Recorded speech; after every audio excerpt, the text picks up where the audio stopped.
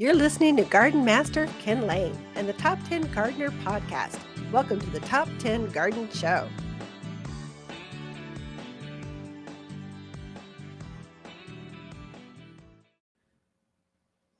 And we are back with Lisa Watters-Lain in the studio. She comes each week with your garden questions. Just what are people talking about? There is a transition going on. Welcome, Lisa. Oh, yeah. The trees are starting to turn. Yeah. It's autumn. Seeing some pretty fall color around. It's really nice. Yeah. It's like it's summer, like 95. And then it's like fall. I don't know. Hopefully it doesn't go right to winter. So I don't think so. Good. It's pretty nice, but yeah. It's fun watching the fall color. A couple weeks ago, I was looking at our maple tree going, when is that going to start? Yeah. Noticed it this morning and it's definitely started. It's definitely going. The ones in the front of the garden center are like, they're beautiful color. Oh my gosh, beautiful color right Fall is the best time. I mean, spring, everyone likes spring. Gardeners love spring because they're planting in spring, but it's windy. And it's violently cold, and you're always worried about your plants. And this time of year, it's not windy. No. It's beautiful. It's like the best time of year. Winter is like stay inside, bake cookies. Summer is we should travel. We should go someplace. Where's the next cruise? Where are we going?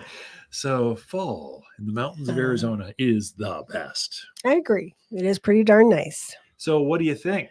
What's any good questions? Any questions? Well, it is fall, but the aphids don't know that it's fall. Yeah. Okay. So a lot of problems with aphids right now. Yeah. A lot of it on yucca, the red yuccas. Yeah. A lot of roses are having aphid issues again. So Paula was asking, she's got it on her roses, on her yuccas. Can she use the horticultural oil this time of year to treat for aphids? So Paula, that is a great question. Now aphids. Now just if you folks you're driving across town and you're wondering now what was that again? What's an aphid? It's those green little bugs. They like cover the flower of a rose. They go up and down the flower stem, get down in there on the they like the flowers. And they get on there and they attack a plant by the hundreds. And so they can suck the life out of the plant. They actually pierce the plant's tissue, suck the juice out, and it just causes damage. You really don't want them. They love cool nights, bright days. That's their time. So they don't like summer, they don't like winter, they like spring and fall. This is their time, and they'll be with us through really the end of the year. And then by January, it's too cold. And they kind of hibernate underground, or I don't know what they do. They go somewhere. The question from Paula, though, is, can I use a horticultural oil, to kill aphids? Absolutely. Now, here's a secret. Horticultural oil, you should not spray on plants when it's summer-like. So it doesn't, if it's under 90 degrees, go for it. And again, read the label. This is all on the label. But if it's under 90 degrees, you go for it. It's the safest, easiest, most effective bug killer you can have. So highly effective. And basically, unless Paula lives down in Phoenix, you're good to go up here. So yeah, go for it. Spray them. And what I would do is I'd come back in maybe 7-10 days, do it again, because aphids, there's so many of them. They're hard to kill, all of them. So you'll find some are left. So if you go back a second time in a week or so, it knocks them right out. That should get rid of all of your aphid problems. I would check because I noticed a lot of times this time of year, they're not the aphid, there's something else. The big black brown ones that get on your spruce. They love spruce. They love apples, pines, apple. Yeah. So even though it's a good time to walk out in that yard. Make sure you don't have those insects bugging you. If you see a glossy rocks or glossiness underneath your plants or on the flowers, or the leaves look wet, but it hasn't rained, your irrigation hasn't run, that's aphid dew or aphid poo. So what we call it, honeydew is what it's actually named as. It's basically they're piercing the sap, pulling the sap out, digesting it, and then excrementing it out the back end, and it lights down on underneath, and so it leaves spots on your car, leaves spots on your driveway, leaves spots. You don't want aphids. Kill them. Yep. Horticultural oil is good. Yeah. Next question is from Shelly. She said, you mentioned a product to help keep your blue spruce blue. Okay. She forgot to write it down. Oh, So Shelley. she wants to know the name of it, and she wants to know when it should be applied. Yeah, good. So great. Thank you for listening. Thank you for tuning in. Leave a rating, subscribe, do all that kind of stuff. It helps us get ranked. But basically, it was aluminum sulfate. So plants pick up aluminum out of the soil, and they coat the green needles or the green foliage, and it turns it silver or turns it blue color. So you put it down when you're fertilizing. The most important feeding for aluminum sulfate, along with your 744 all-purpose plant food. Now, aluminum sulfate's not an actual food. It's an element. It's a naturally occurring thing that plants like, and they pick it up and go, gosh, I'm so beautiful when I've got aluminum all over my foliage. And so they feel more beautiful when you give them aluminum, but it's not the actual food. You want to actually feed them along with that mineral. So put your all-purpose plant food down anytime now. I would say before hard freeze is ideal. Both of them. So food and the aluminum sulfate. And then pray for rain and snow, and the plant will pick all that up as the seasons change. You'll see buds starting to grow, and it will use all that to elongate that new growth in March, April, really.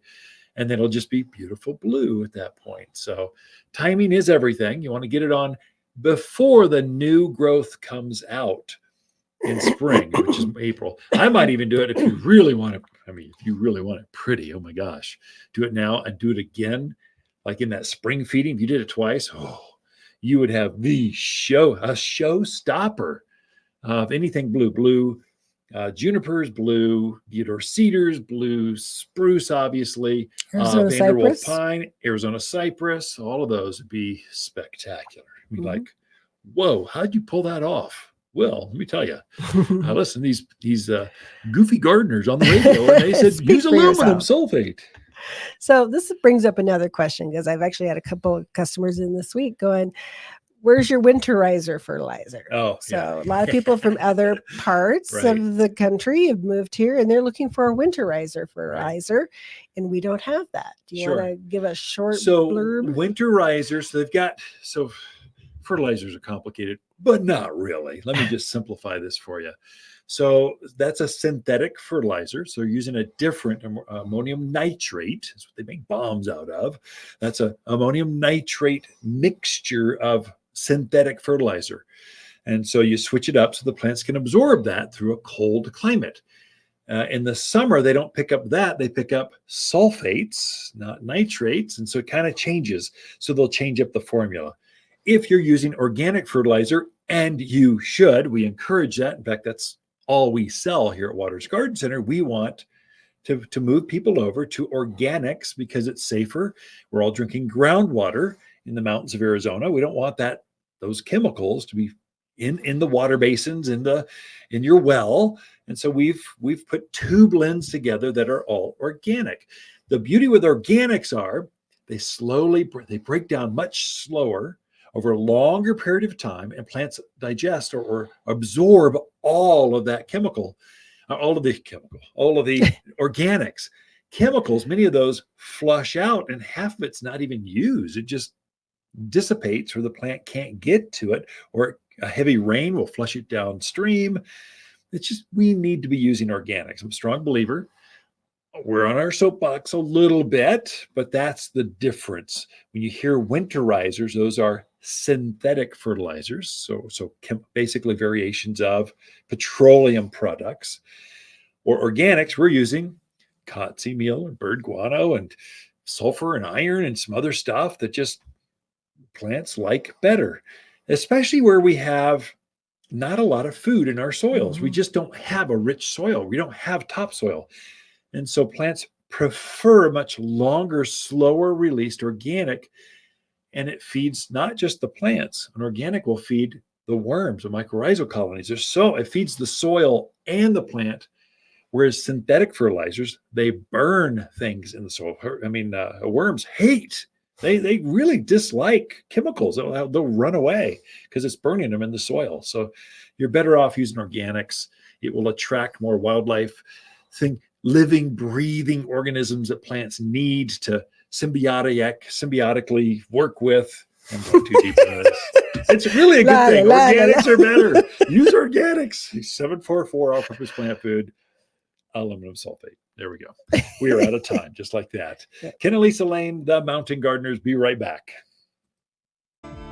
Feed your plants now for bigger, brighter, better fruit in spring. Watters 644 fruit tree food is safely organic with added calcium for sweeter fruit quality. Far safer for your pets and birds than those chemical fertilizers the box store sells. And it's kinder on the environment, too. Simply sprinkle on the soil and water it in. Bigger, brighter, and better fruits in spring. Get yours today at Watters Garden Center in Prescott. Natural, safe, organic. You're listening to Ken Lane, aka the Top 10 Gardener. Ken can be found throughout the week in Prescott at Watters Family Garden Center. Listen daily as he answers the top 10 questions of the week, streaming on Apple, Google, Spotify, or wherever you download your podcasts.